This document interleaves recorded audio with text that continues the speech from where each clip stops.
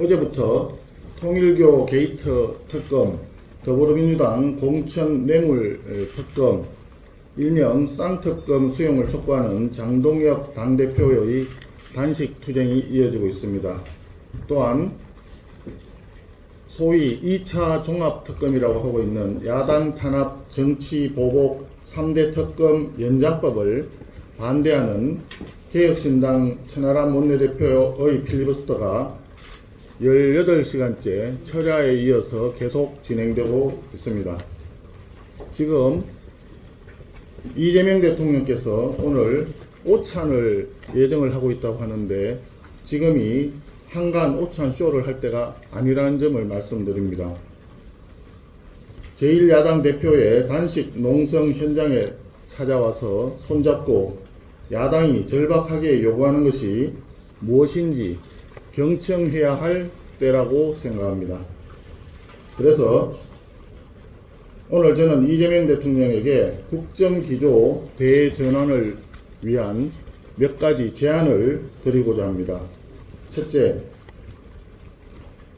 통일교 게이트 특검, 그리고 더불어민주당 공천 뇌물 특검, 쌍특검을 전면 수용해 주기 바랍니다.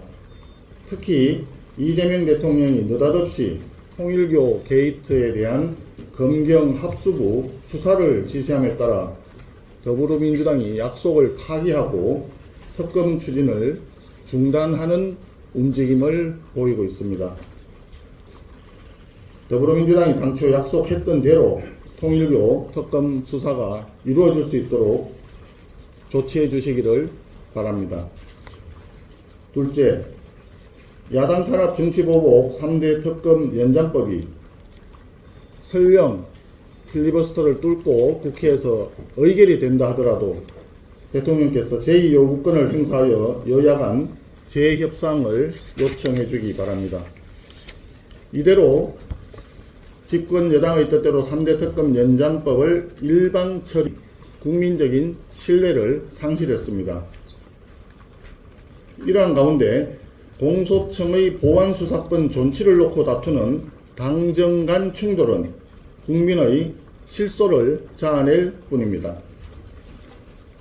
보안수사권 폐지를 논하기 전에 더불어민주당 공천 뇌물 사건과 장경태, 이춘석 의원에 대한 경찰의 엄정한 수사를 다시 한번 지시해 주기 바랍니다. 넷째, 실패한 1015 부동산 대책을 전면 철회하고 과감한 수도권 부동산 공급 대책을 발표하십시오. 부동산 문제에 관해서 시장을 규제로 억누르려고 하는 시도를 중단해 주기를 촉구합니다. 다섯째, 환율, 물가 폭등 해소 대책과 노란봉투법, 정보통신망법 등 악법들의 전면 개정 논의를 위한 여야정 민생연습회의 개최를 제안합니다. 특히 환율은 지금 10거래일 연속 상승세를 이어가고 있고 특히 어제는 미국의 베센트 재무장관이 구두 개입까지 했음에도 불구하고 그 효과가 3시간여밖에 지속되지 못했습니다. 환율은 한나라 경제의 총체적인 평가 지표입니다. 대통령께서는 환율 안정을 위해서 현재 시국에서 대한민국 경제의 가장 중요한 문제점이 무엇인지 다시 한번 점검하시고 환율 안정을 위해서 최선을 다하기를 바랍니다.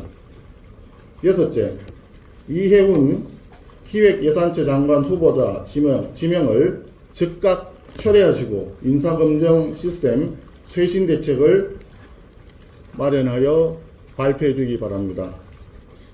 일곱째, 법 왜곡죄 신설과 대법관 정원, 사심제 도입 등 사법 파괴 악법들 추진 움직임을 즉각 중단하여 주기 바랍니다.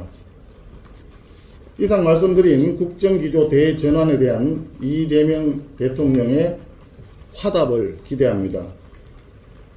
특히 국정기조 전환을 논의하기 위한 여야 단독 영수회담을 제안합니다. 이상입니다.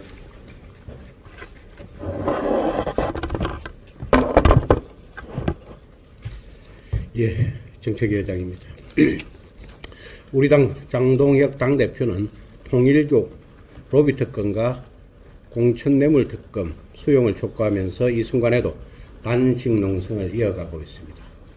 제1야당 대표가 몸을 던져 요구하는 것은 단 하나, 바로 성역 없는 진실 규명입니다.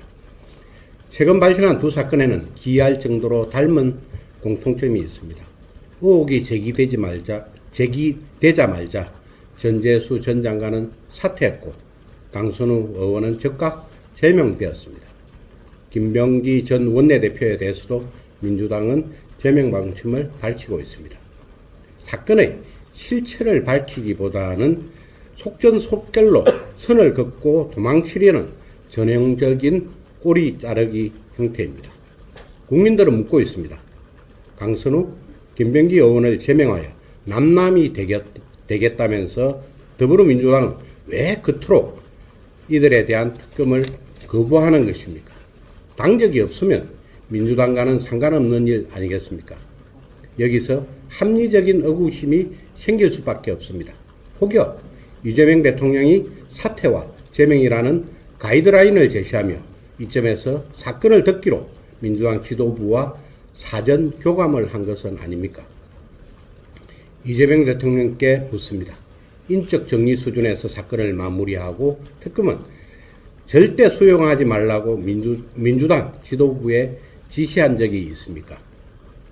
이 질문에 대통령께서 명확히 답하지 않는다면 많은 국민들은 이재명 대통령이 진실을 은폐하기 위해 부패, 비리의혹 연루자들의 든든한 뒷배 역할을 하고 있다고 의심할 수밖에 없습니다. 이는 단순한 의혹 제기가 아니라 대통령의 도덕성과 권력 남용에 직결된 중차대한 문제입니다. 의혹을 해소하는 방법은 명확합니다. 더불어민주당은 조건 없이 특검을 수용하면 됩니다. 이재명 대통령 역시 특검에 반대하지 않으며 진실규명을 가로막지 않겠다는 입장을 분명히 밝히시면 됩니다. 마침 오늘 이재명 대통령과 민주당 지도부의 오찬회동이 예정되어 있습니다. 이 자리에서 방탄 오찬이 아닌 특검 수용을 선택하십시오. 국민은 사퇴와 제명이라는 가림막 뒤에 숨겨진 진실을 원하고 있습니다. 국민들이 지켜보고 있습니다. 이상입니다. 질의하여 주시기 바랍니다.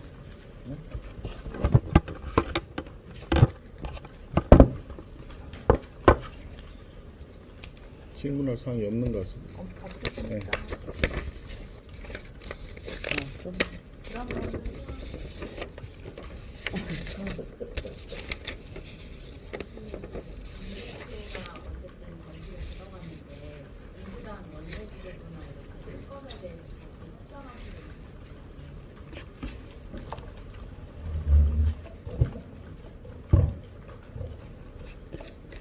지금 우리 유상범 수석이 지금 안 보이는데 아마도 더불어민주당의 천준호 수석하고 지금 소통하고 있는 거 아닌가 그렇게 추측하고 있습니다. 지금 질문을 주셨으니까 덧붙여서 한 말씀 좀 드리겠습니다. 국민 여러분, 존경하는 국민 여러분, 그리고 당원 동지 여러분, 제1야당의 당대표가 지금 단식을 극단적인 선택을 지금 하고 있는 상황입니다. 얼마나 힘겹고 절박하고 절절한 심정이었으면 사람이 곡기를 끊는 선택을 지금 하고 있습니다. 이재명 정권 들어서서 6개월, 지금은 한 7개월, 8개월째 되어 갑니다만, 이재명 정권 대통령 들어서자마자 제1호 법안으로 국회를 통과시킨 법이 바로 3대 특검법입니다. 민생은 순서가 늦어도 한참 뒤에 있다는 뜻입니다. 제1야당을 비롯해서 야당 탄압과 또는 야당에 대한 정치적인 보복 이런 쪽에만 관심을 가지고 있다는 반증입니다. 그런 상황에서 저희들이 필리버스터까지 동원해서 악법들을 막으려고 노력했지만 힘에 지금 붙이고 있습니다. 제1야당의 단식을 통한 이 투쟁에 대해서 존경하는 국민 여러분들께서 다시 한번 관심을 가져주시고, 그리고 우리 국민의힘 당원 동지 여러분들과 또 우리 당을 아끼고 사랑하고 지지해 주시는 국민 여러분들께서도 함께 마음을 모아주시기를 간곡히 당부드립니다. 지금 얘기하고 있는 쌍특검은 국민들께서 그 진실을 명명백백하게 밝혀라. 무엇보다도 공천 과정에 금품이 오갔다라고 하는 것은 진술이 있고 정황 증거가 다 넘쳐나고 있습니다. 이런 부분에 대해서 경찰 수사가 제대로 되고 있는지, 한편에서는 김경 서울시 의원에 대한 압수수색을 했다고 하지만 실제 거주지라고 알려져 있는 서초구 자택에 대해서는 쏙 빼놓고 이미 7, 8개월 전에 이사 갔다라고 하는 이웃 정언이 있는 강서구의 자택만 압수수색을 하는 맹탕 압수수색을 경찰이 지금 하고 있습니다. 국민들은 제대로 된 수사가 가능할까 의구심을 가지고 있습니다. 그렇기 때문에 이런 금품 수수와 관련된 공천 뇌물 사건 반드시 특검이 이루어져야 된다, 그렇게 생각을 합니다. 다시 한번 호소의 말씀을 드립니다. 제1야당의 단식 투쟁에 마음을 모아주시기를 간곡히 당부드립니다.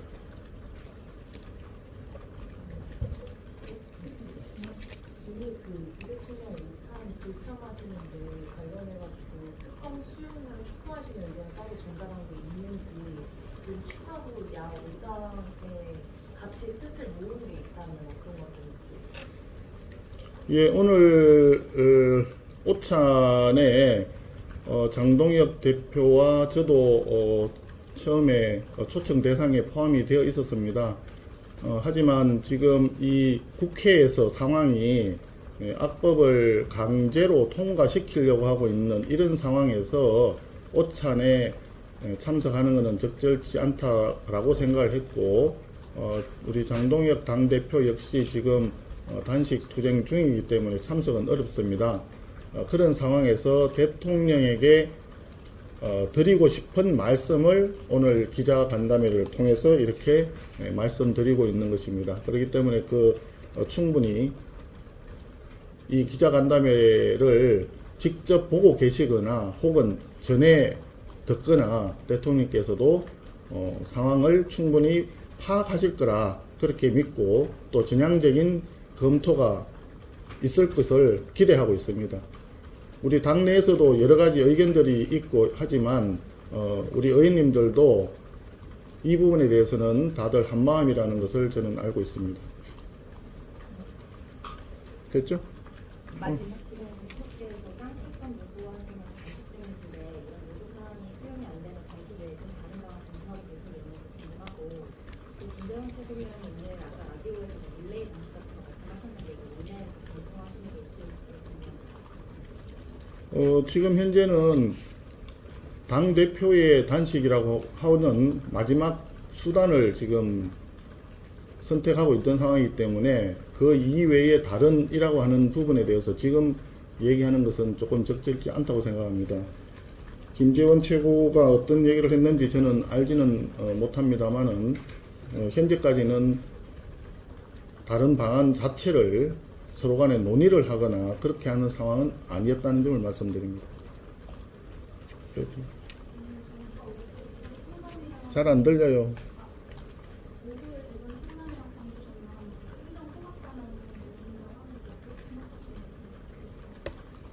통합 방안을 누가 낸다고요? 정부가.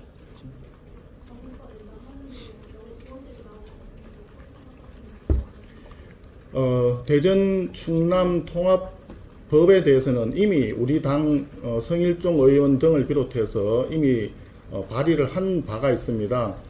대전과 충남이 하나의 뿌리에서 나온 지자체이고 또 함께 합쳐야 더 큰 발전을 할 수 있을 것이다 라고 하는 점에 있어서는 우리 당도 전적으로 동의하고 있는 사항입니다.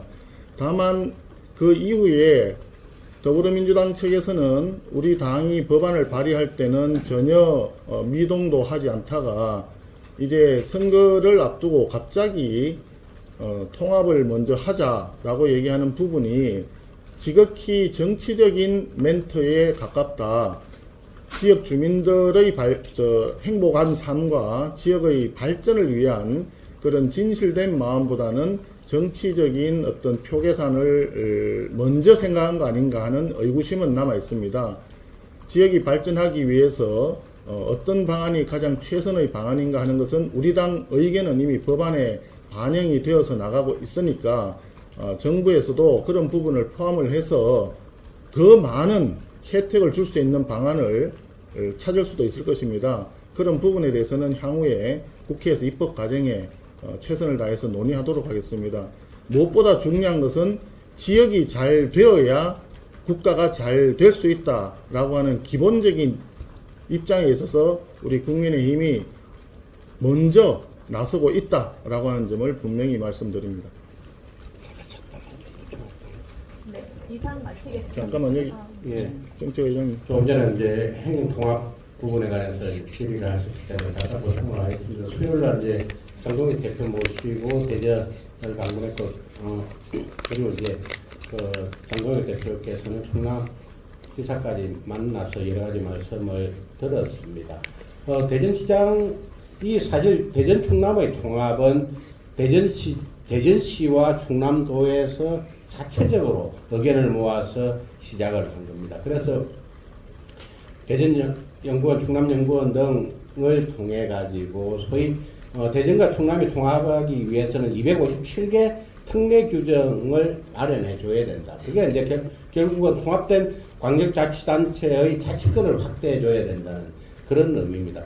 사실상 행정구역만 통합에 대해서는, 행정만 통합에 대해서는 통합의 의미가 아무것도 없습니다. 그렇기 때문에 대전과 충남에서는 그렇게 자치권 확대를 전제 조건으로 세웠는데 이 부분에 대해서 정부는 아무런 아직까지는 답이 없습니다. 그렇기 때문에 조금 전에 원내대표께서도 말씀하셨습니다마는 우리 주민들이 원하는 행정통합이 과연 무엇인가 라는 부분에 대해서 정부가 좀 더 많은 생각을 가지고 안을 내놓는다면 우리가 굳이 그게 주민들의